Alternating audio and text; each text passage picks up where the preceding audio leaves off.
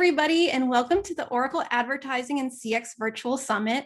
My name is Mia McPherson, and I'm your host for today's event.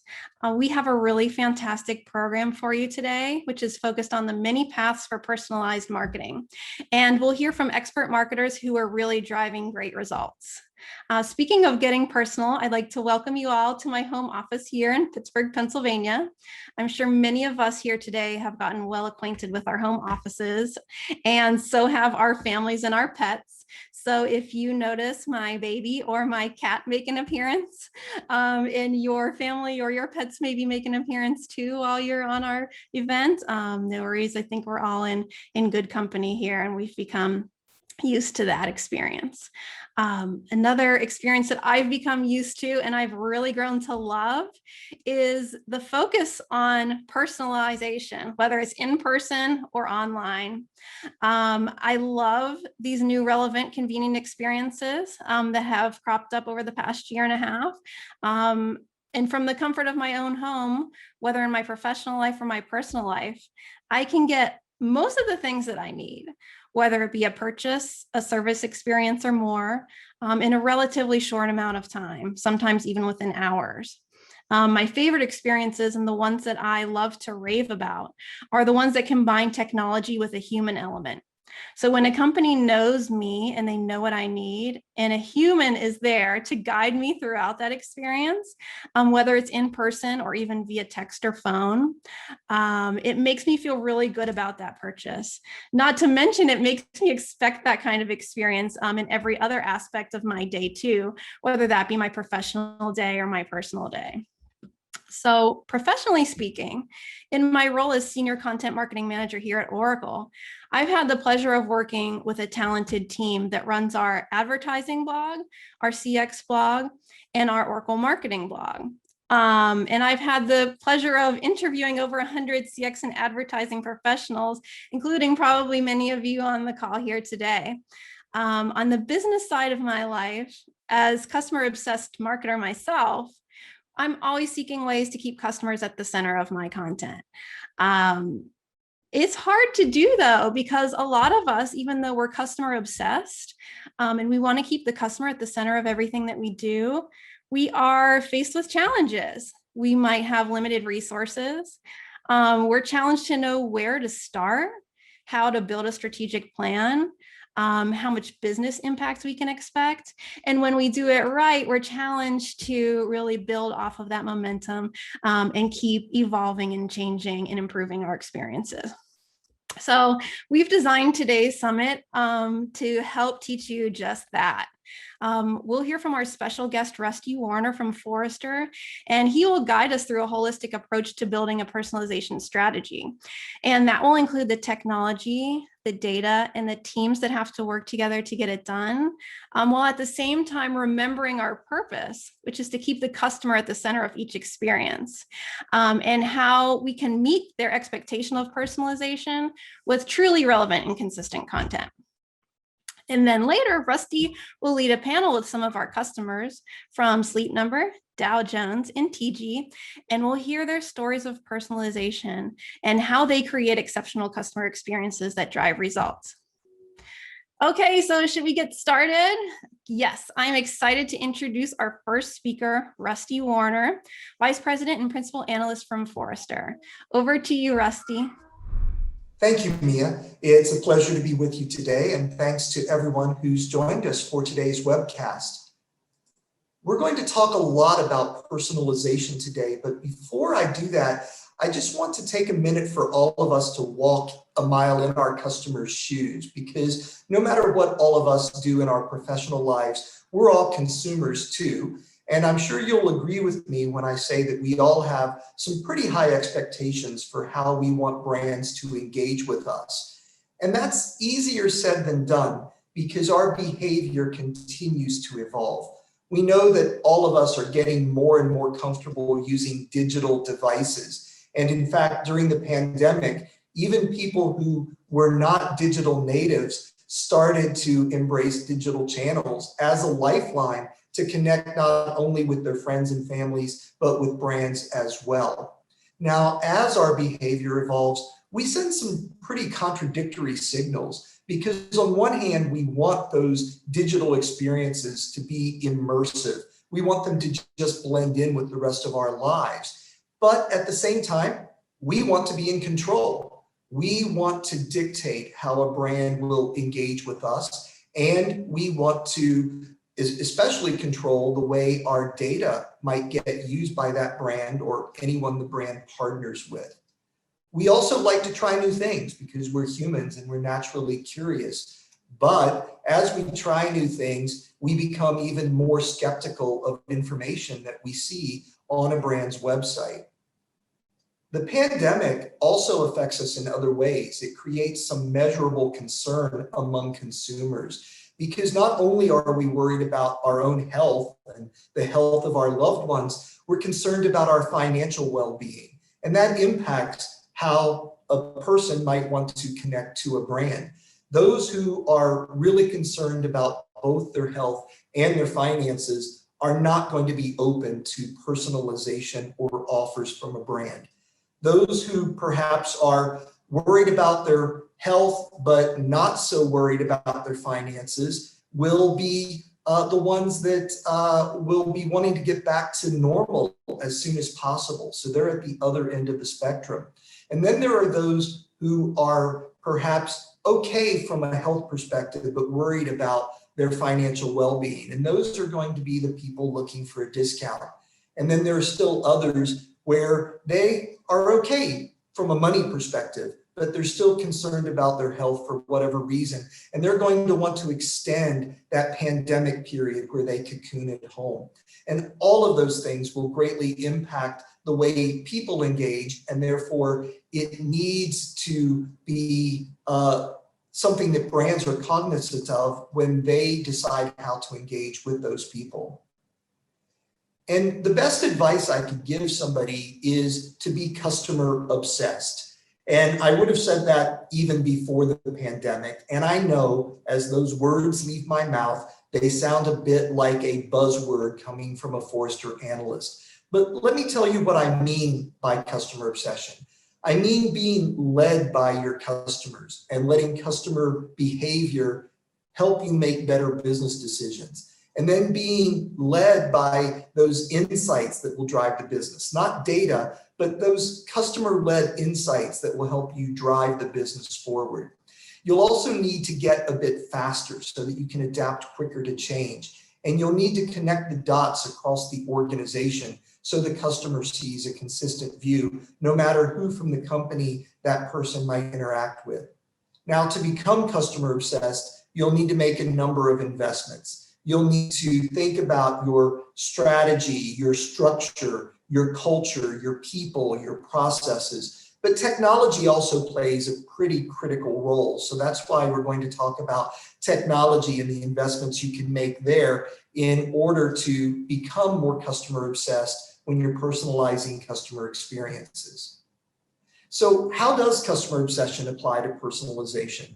Well, at a very high level, you're simply trying to provide better interactive experiences for your customers. You're trying to frame or guide or extend those interactions they have with you based on that understanding you have from their data and their behavior. But no one person or no one part of the company is going to own personalization, and that makes it very difficult. Whether it's marketing, sales, or service, there might be some competing goals at play and lots of different technology investments that you need to make in different parts of the organization. Because what's going to be critical is aligning your strategy across those different parts of the company and those different owners of different aspects of the customer experience so that your technology investments work together to deliver that more holistic, personalized experience for your customers. And as you're making those investments, it's important, if you want to really become customer-led and insights-driven, that you listen to what your customers are saying, that you lead in your market or in your space by applying what you learn from your customers to your strategy so that you can connect the dots across the organization and then continuously optimize and improve as your strategy evolves.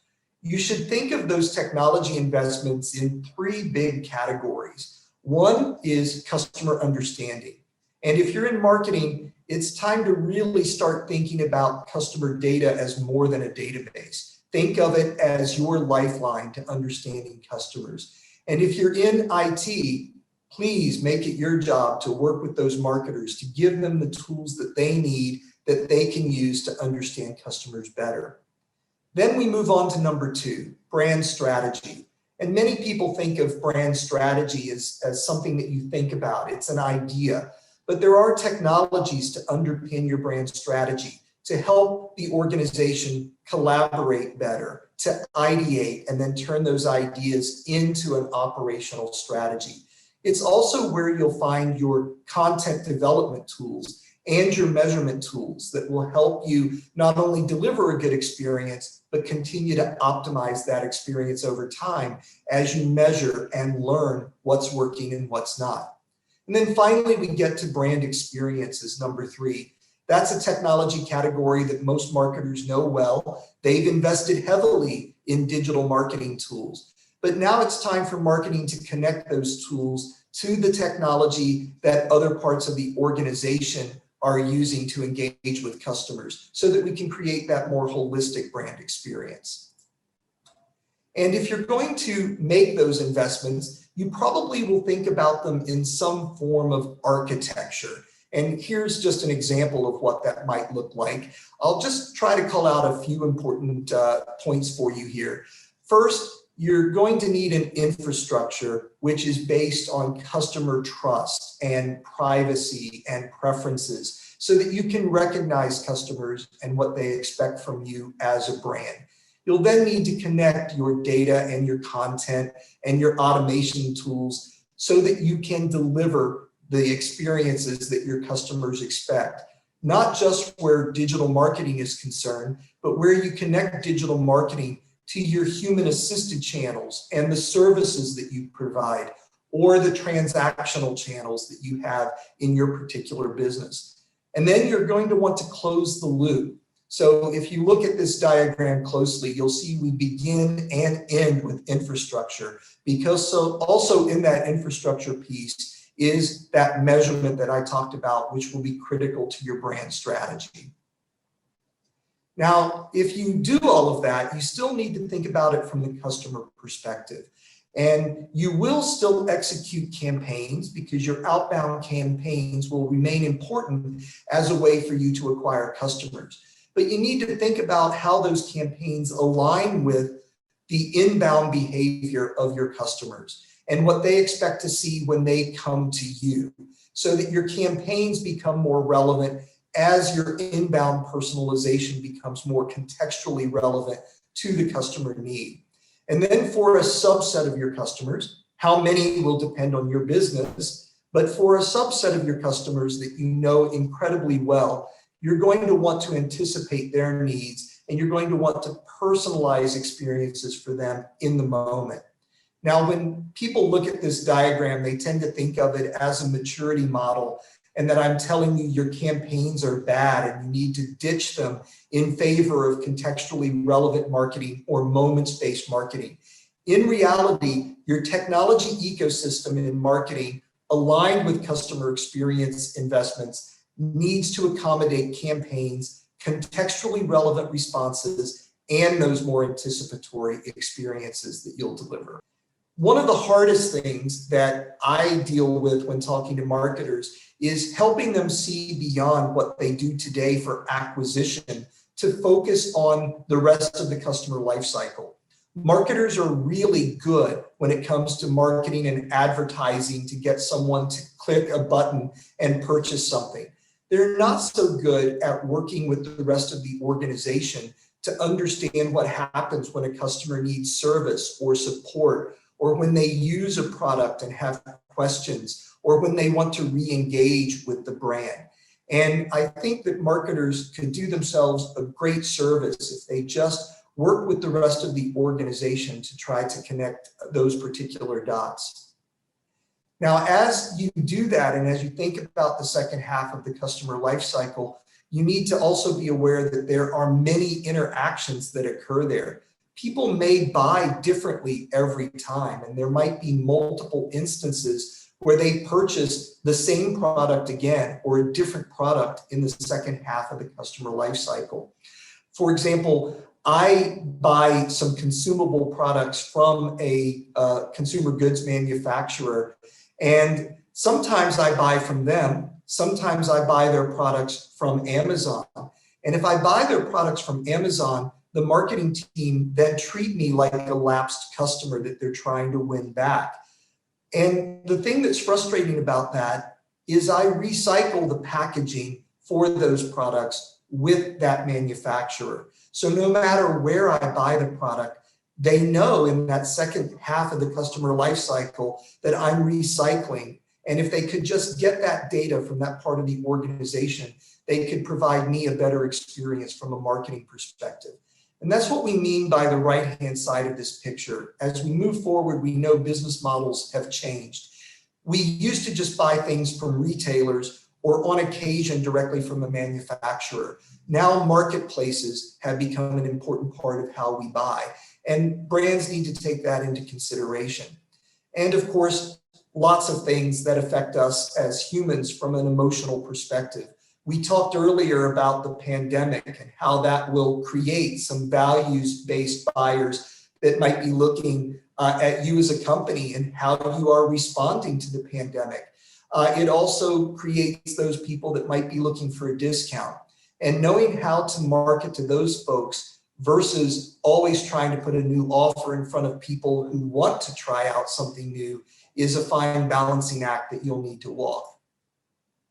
The second biggest problem that marketers have, I think, is in conflating personalization with the overall customer experience and looking at some of those personalization tactics as the end all of the customer experience, when in fact the customer using and enjoying the product is more important as a part of the customer experience than that purchase journey up front.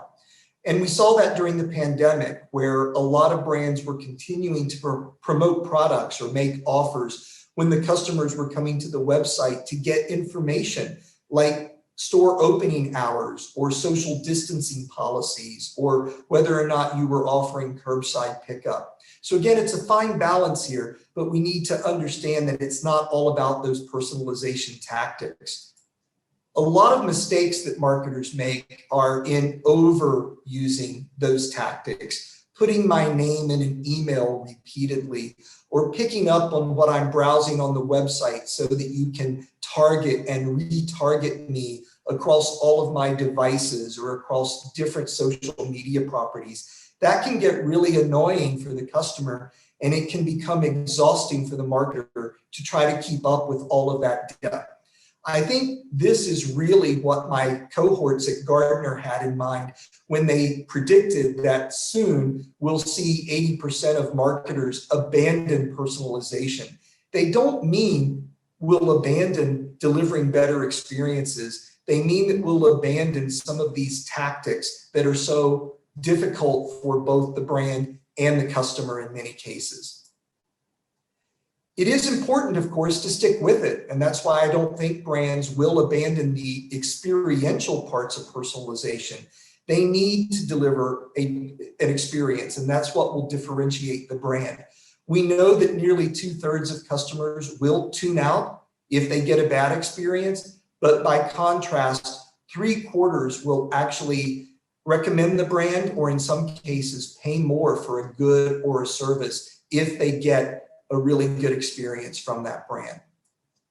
So if I sum up all of that, I know we've talked about a lot. We've talked about the evolving customer obsession, technology investments, that fine line with personalization between what the business needs to accomplish and what you need to deliver for the customer. But if I sum all of that up, I would come back to the 3 points I mentioned earlier. First, customer understanding. Invest in data and analytics so that you can understand what your customers want and what your customers need, so that you can be customer-led in your decision-making. Number 2, your brand strategy. Think about that as the place where you make investments in content that will be relevant to your customers based on that understanding. Think of it as the place where you measure so that you can continuously optimize what you're doing with individual customers and across your brand as a whole. And then finally, brand experience. Connect the dots, orchestrate a holistic experience for your customers. Make sure that marketing is aligned with sales and service and other operational functions so that what the customer sees is your brand, not those separate channels or separate channel tactics. And if you can do all of that, I think you'll be on your way to aligning your strategy and your technology so that you can deliver personalization in a way that will be welcome to your customers and they'll enjoy engaging with you as a brand. And with that, Mia, I'm going to hand things back over to you. Wow, Rusty, that was terrific. Thank you so much. I really love what you said about the difference between personalization tactics and truly personalized experiences that are valued by customers. For me, like you said, a tactic is just saying my name before or after a transaction, but a truly personalized experience that I had that I love to share with people was a very unexpected experience that I had with the grocery delivery service.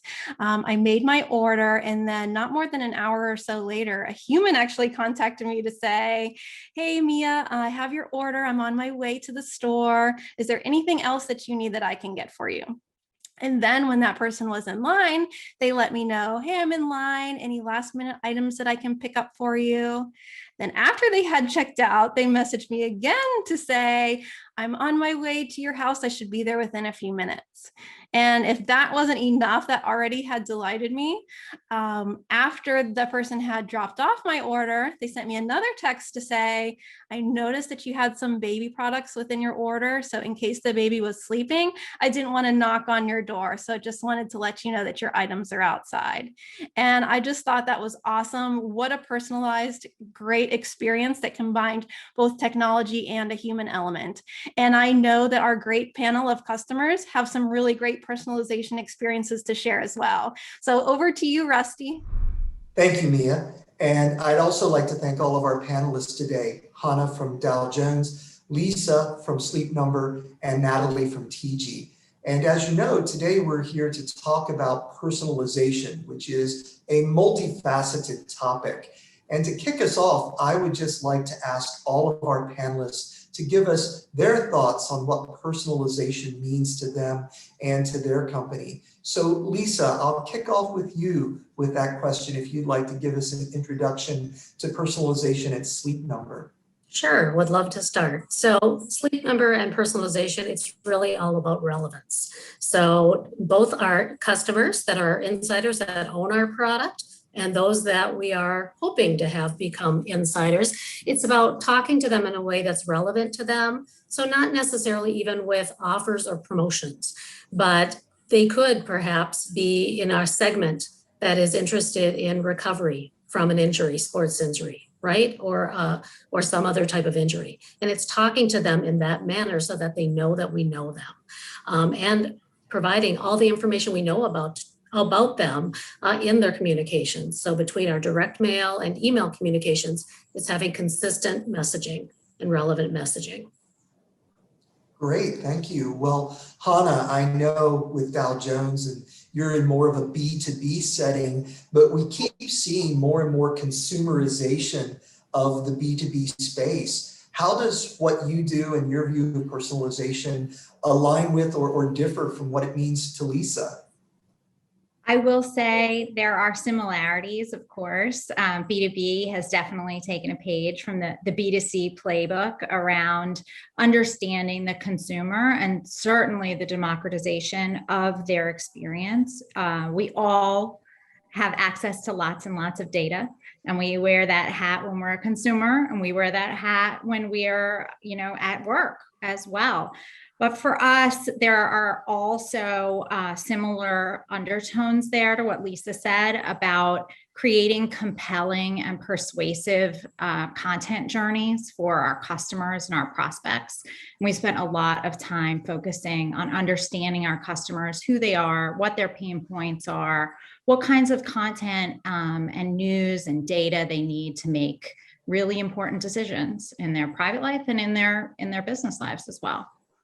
Great. Well, I'm glad that there's some overlap there and some commonality. And then Natalie, you're in a unique situation as well, because I know that you're selling to businesses, but those consumers are very important. So what does it mean to you to personalize an experience in that all important B2B to C space?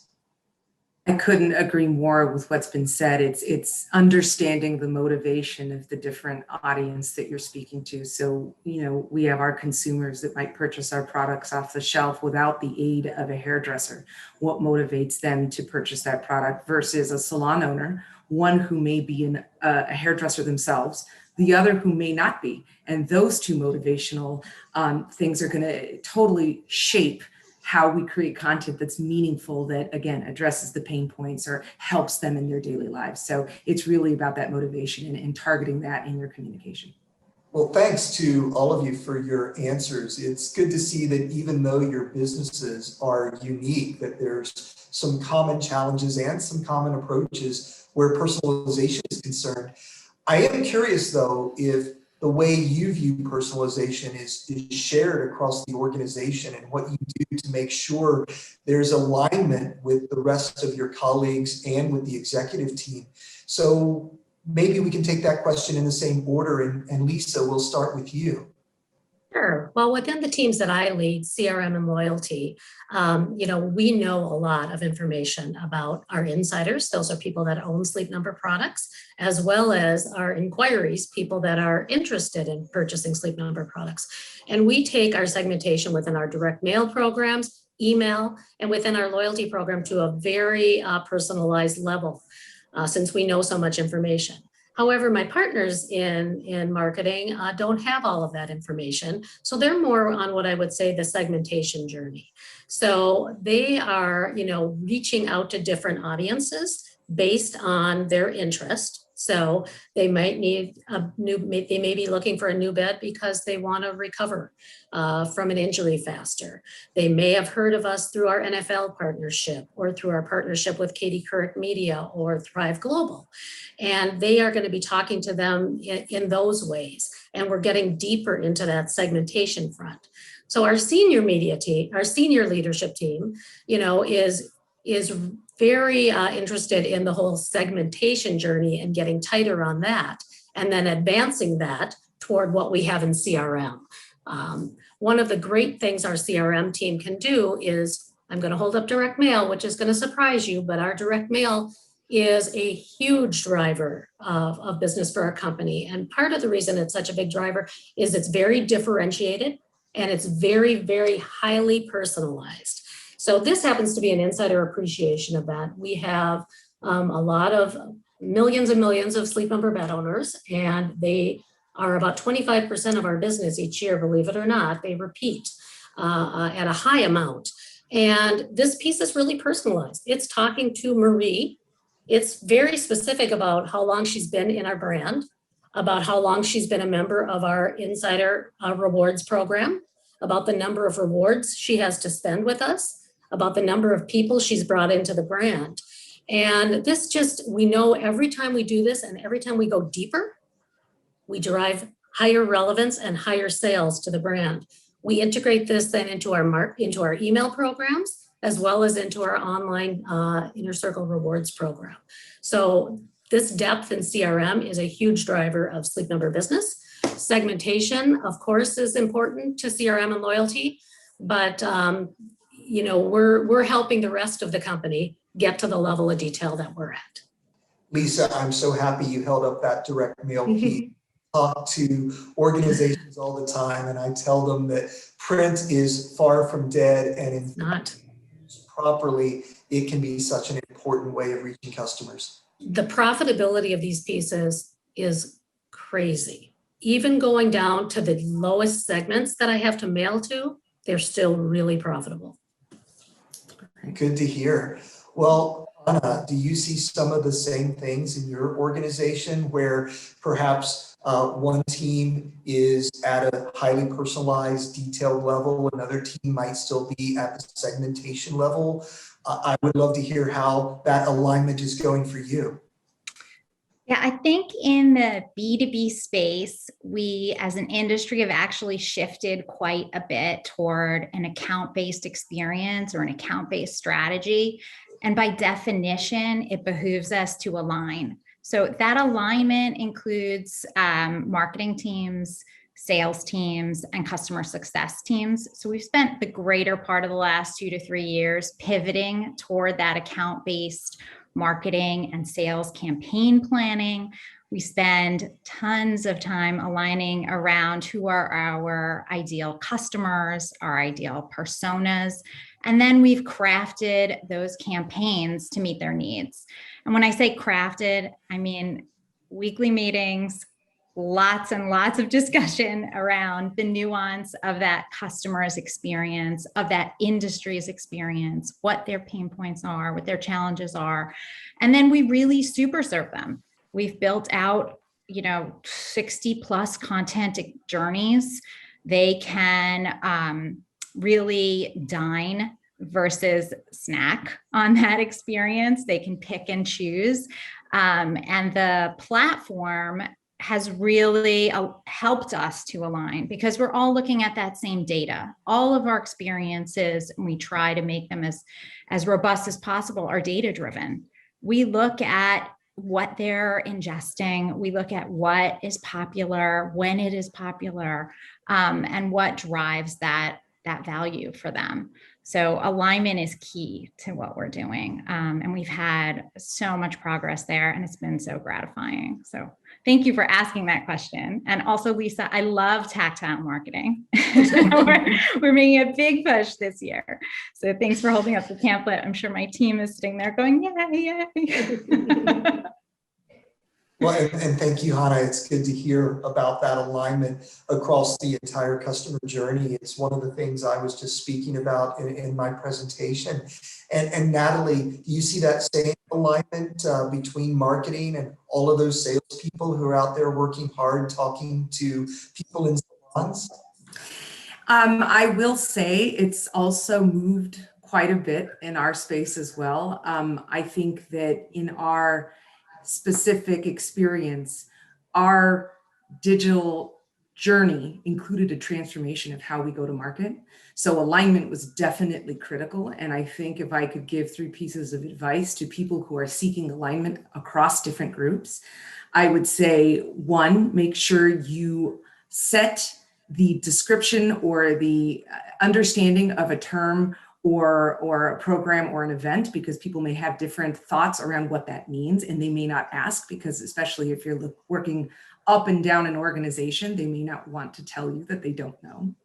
The second would be always enter the conversation thinking about the perspective of the team or group that you're speaking to. For my supply chain team, segmentation and our B2B e-commerce site and all of that goes with that was a totally different thing for them than it was for the sales team who were currently managing those customers in a face-to-face experience. And the last thing I would say is be realistic about expectations, manage expectations. You don't want to undersell yourself. You definitely want to push for how deep you can go, how much more you can learn, how more personalized you can be, but also you have to be very clear about the expectation, how quickly, how much resource, how much money, those things, because, in digital, there's always this thought that we'll just flip a switch and it'll happen magically. And I don't think that's exactly the case, but it's definitely important to keep pushing and moving it forward. And we've definitely made a lot of strides at TG.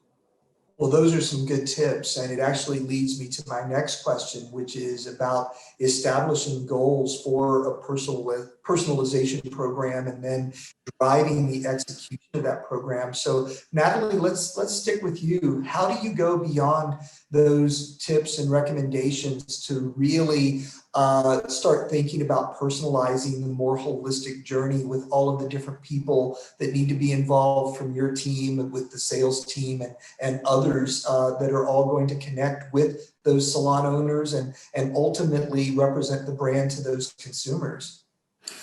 Well, I'll say that because we had a very analog route to market historically, so the salon professional industry was still relying and still does on human beings going into salons and interacting with those owners or those hairdressers and getting the sale, but also understanding who they are, what they like, when their birthday is, all these little pieces of information that they use to craft a relationship that drives the business forward.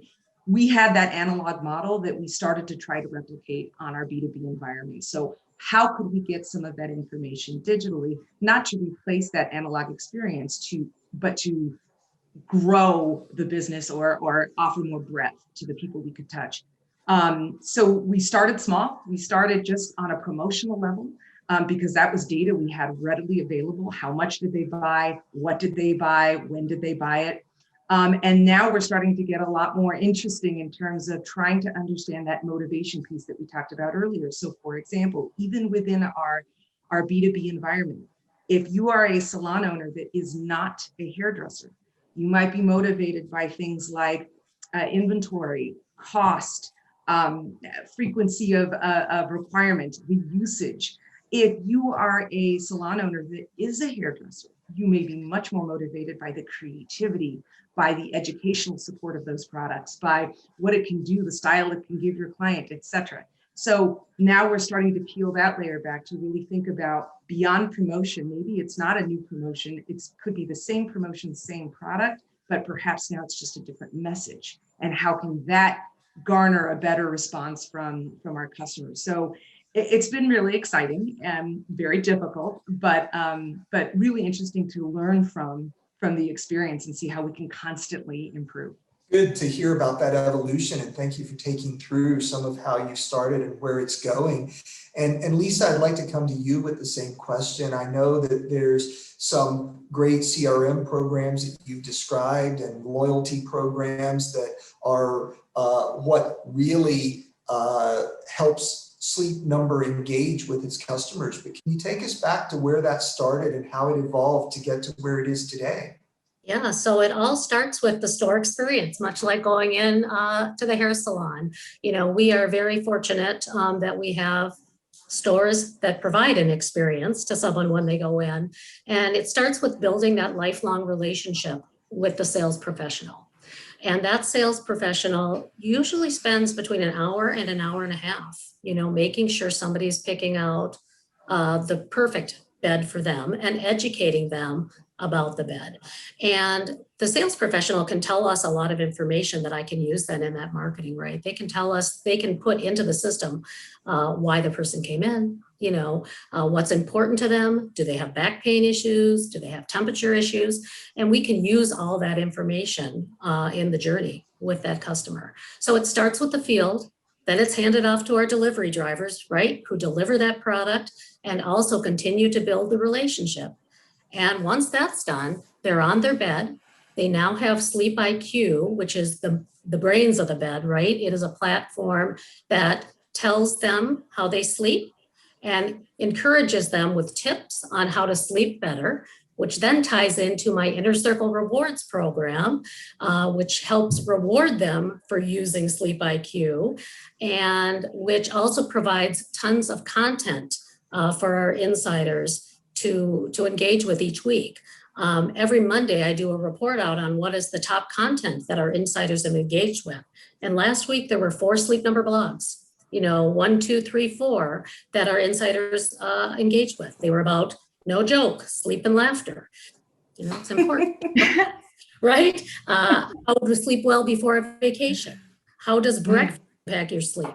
And then there was a Thrive article by our CEO, Shelley, on how sleep strengthens your resilience. So these are all things that really resonate with customers. And, vacation's important.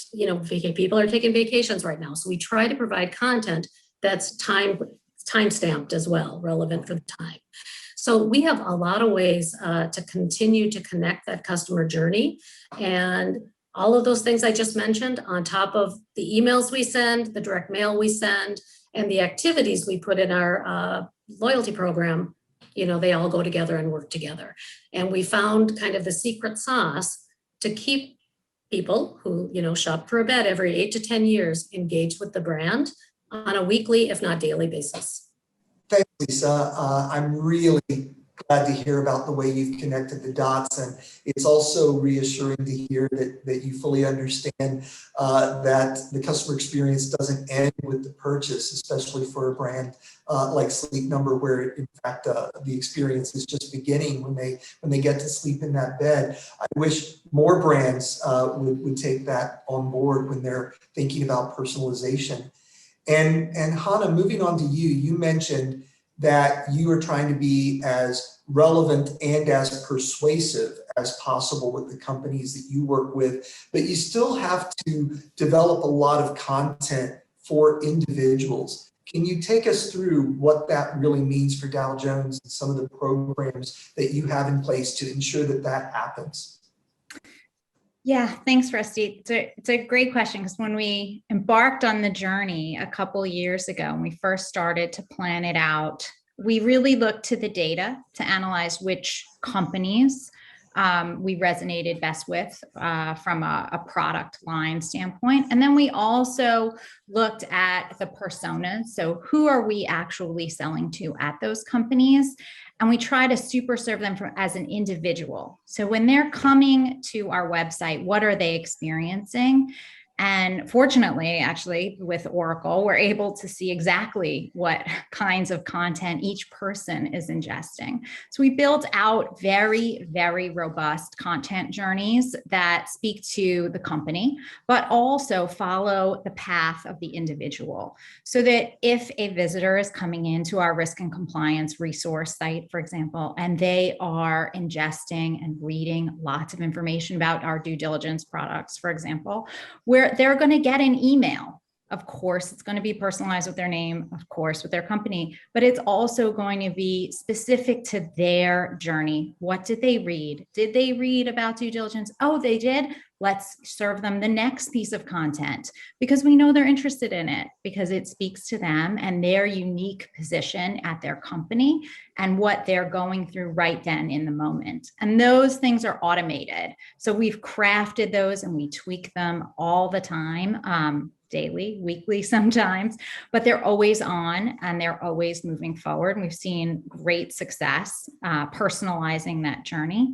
The other thing we looked at was, where are our customers? So if we have a global client base and we have a global prospect base, so why were we really primarily in English? So we spent the better part of this year also translating all of those experiences and that site journey into those different languages, and we're still going. We have more. And then we also looked at when they opened their emails. So we, incorporated send time optimization, which has helped us quite a bit. It's new for us, but we've seen, a 300% improvement in open rates by just saying, well, when do they want to get those emails, right?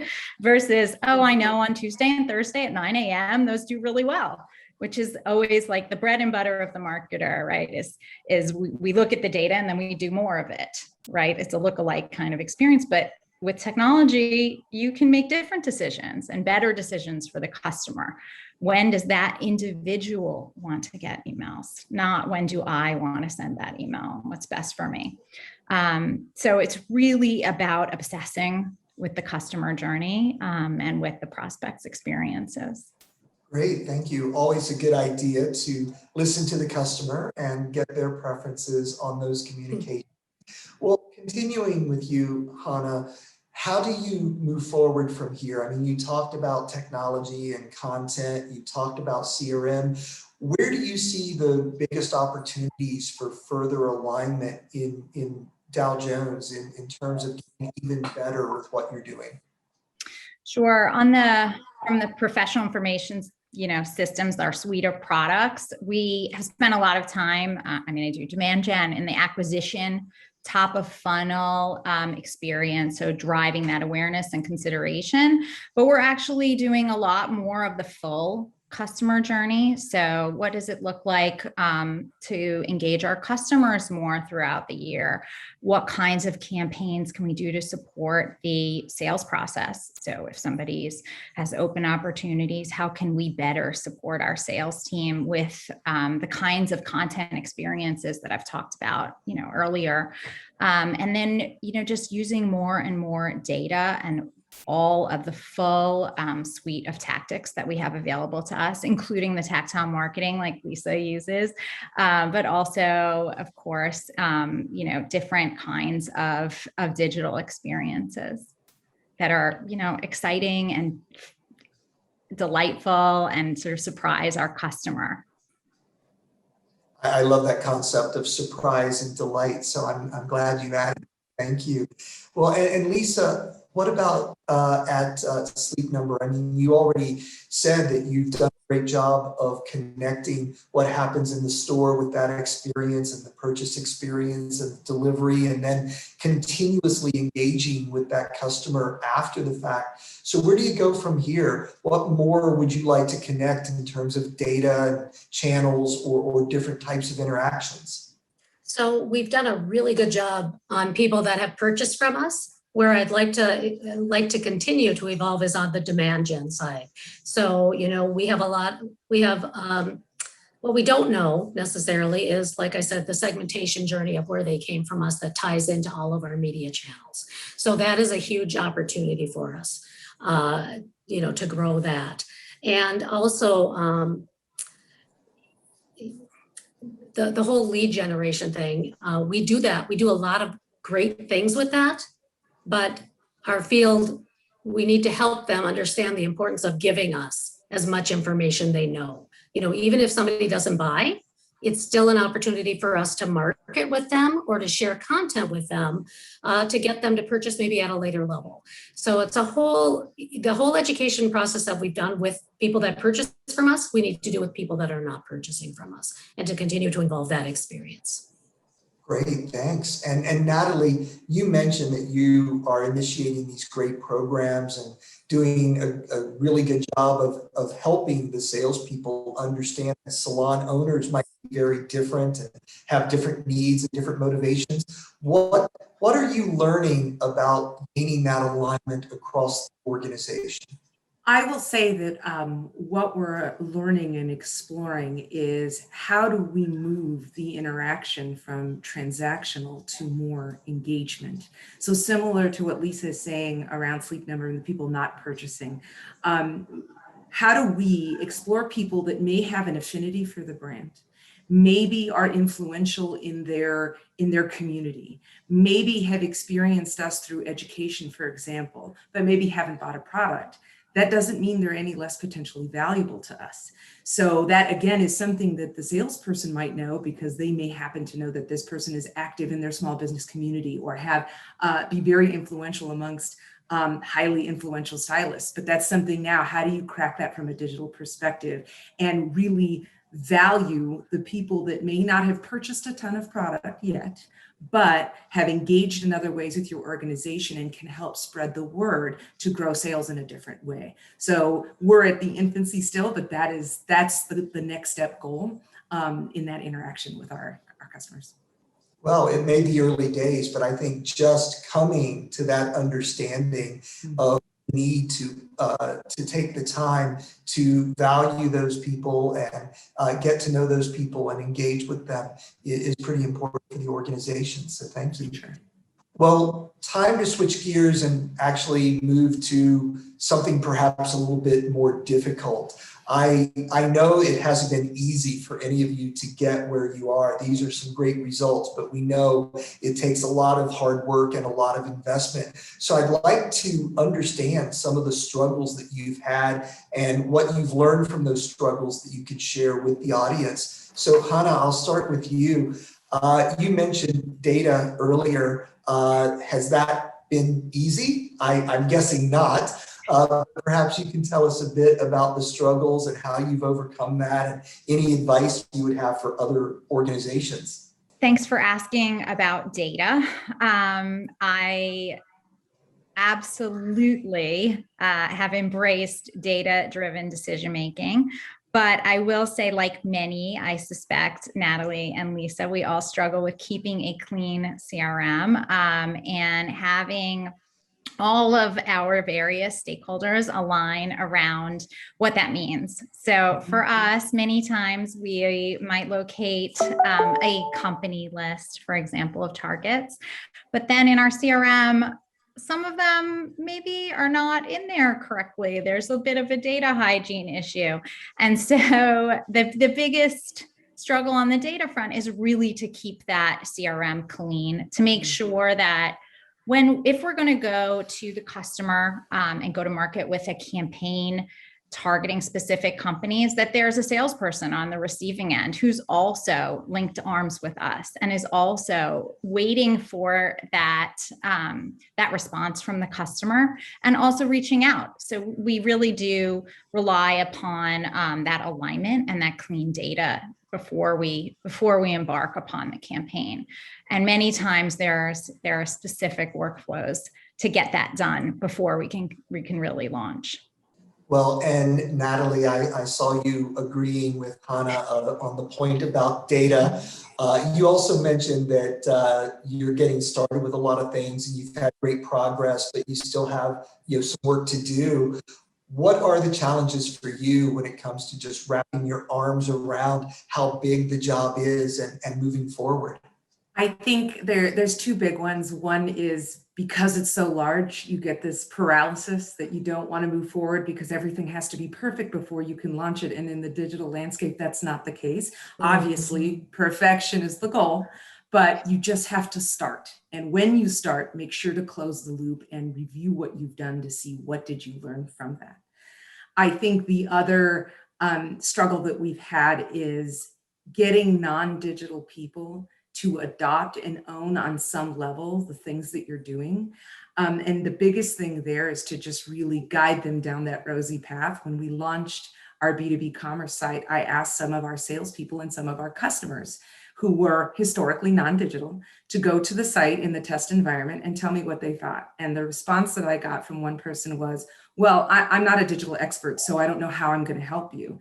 And I said, if you have to be a digital expert to navigate this website, I have not done my job. So I want you to go on there, just try it out. Tell me what you think. I don't care if you don't like the color, whatever it is, just give me that experience from your point of view so that I can help inform how we shift and change it going forward. And that's the big thing I tell to my team. You can always shift it and change it. That's the joy of digital. Not only can you, you should be. So constantly getting that feedback is a good thing. I couldn't agree more that you need to be fast rather than perfect. But while you're on that journey, collecting feedback so that you can continuously improve it is so important. And thank you for sharing that story, getting someone who didn't feel they were expert enough to be your guinea pig in that case. I think that's the kind of work that it takes. Well, Lisa, with regard to struggle, I think that of all the journeys that we've talked about today, Sleep has certainly come a long way and has been spending a lot of time with its CRM and loyalty programs. But I can't believe it was 100% easy. Can you share with us some of the headwinds that you ran into and how you overcame them? Yeah, so when I was hired, Sleep Number always had a loyalty program, but it was about offers and discounts and referral rewards.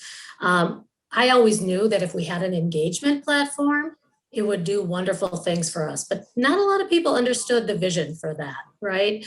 So, especially the field teams, right? Because they're all about selling and the offers are what's important to them.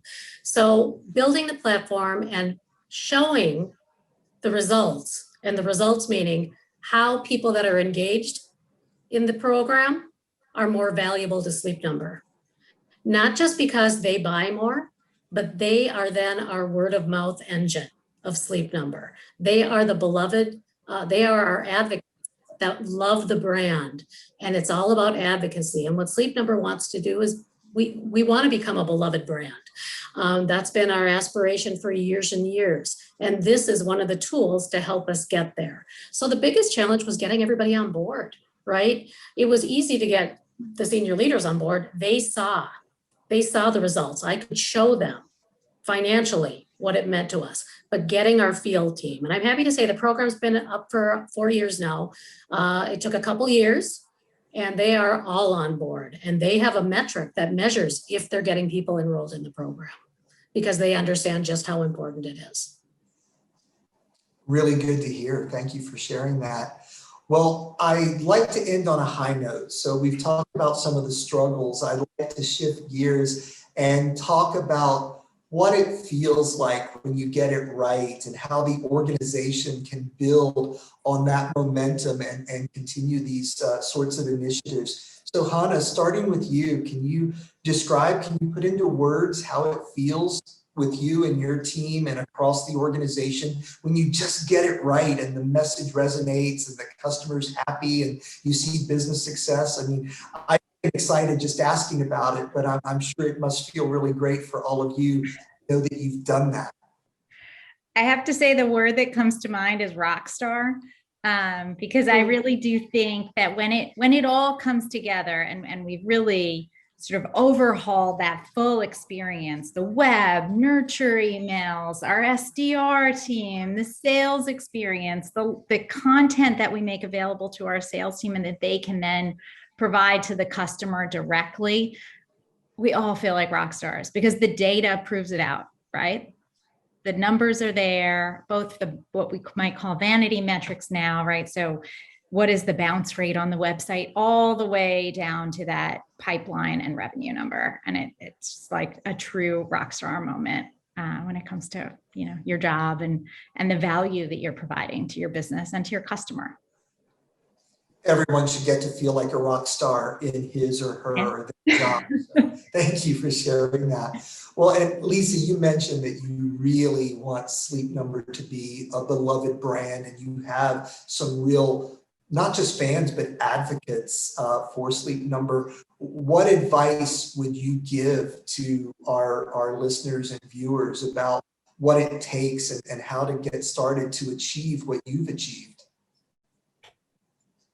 I would say, do your research on what's right for your brand. I had a good year to research what I wanted to do with this program because we were going through an ERP and I knew we wouldn't get any support from our IT team to do it. So I had a good year to research and I always knew what the vision was. And it was finding a partner, which was CrowdTwist, that could execute that vision very quickly and easily, and who could also be a strategic partner with me to evolve the program. So I didn't do a RFP. I researched who could be that partner that I could implement things with. And Rockstar is a great way to describe the feeling, but the best feeling I get is when our insiders send us love notes, which they do, and how much they love what Sleep Number's doing for their life. So not just the product, but how the brand truly cares about them.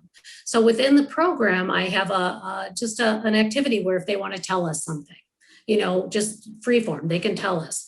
Now you would think they'd be complaining, right? This doesn't work, that doesn't work. But no, it's love notes. So Vanessa, who is my operational arm that runs the program, it's just amazing the things she hears from our insiders. And on our earnings call, our CEO is always asking for stories to share. I can pull up 1,000 stories, in a couple minutes, which is great. And these are stories that are relevant on the importance the brand is to how important the brand is to our insiders. So we have, I think, the best job in the company. So. Great answers. We've had rock stars, we've had love notes. So to you to finish up, I know you agree with Lisa on education and the value of that. Can you tell us more about the benefits of having more people educated and what that would mean to the organization? Well, I'll say the success moments, my advice on success moments is to never underestimate the small success, the small win, because that's the momentum that you need to keep things going. Once you get that momentum, to answer your question, Rusty, I encourage non-digital people or people in all areas of the organization to expose themselves to digital things, understand little parts of the world, because what I think the value there is and where the future success comes is having someone who's a bit outside it to view it from their perspective. I'll say that some of the ideas that we're now incorporating into the future have come from our least digital groups, but exposing them a little bit to something that they hadn't experienced before raised in their mind a pain point that I now can go and address or figure out a solve for that it would not have occurred to me because I'm not a hairdresser, or I'm not every day in the field interacting with customers, or I'm not in my customer service team dealing with phone calls. Those are the inputs that I need, that I can now think about how do I improve that experience. And then if you do, even on a little level, that person, that group feels more motivated to give you more information, and you build from there. So I think it's super critical. Never underestimate those small wins, because they are great and they're the step to the next win. That's super advice. And I think you're right. Those small steps and becoming exposed to something you didn't know doesn't just help you from an educational perspective. If you get it right, who knows? You might get love notes and you might become a rock star. For sure. Thank you for pulling everything together. And I'd like to thank all three of our panelists today: Hannah from Dow Jones, Lisa from Sleep Number, and Natalie from TG. Thank you all for your time. We appreciate that. And Mia, we'll hand it back over to you. Wow, that was really great. Thank you all. I really enjoyed the candid conversation about personalization challenges and where you all see opportunities to improve, but I especially loved hearing what it feels like to get it right and how you build on that momentum and that great feeling. And by the way, like you all, I also personally really enjoy getting a good direct mail piece. So thank you, Lisa, Hannah, Natalie, and Rusty for your insightful conversation. If you too want to learn more about how Oracle can help you create personalized experiences that drive results, we've compiled some great resource links below.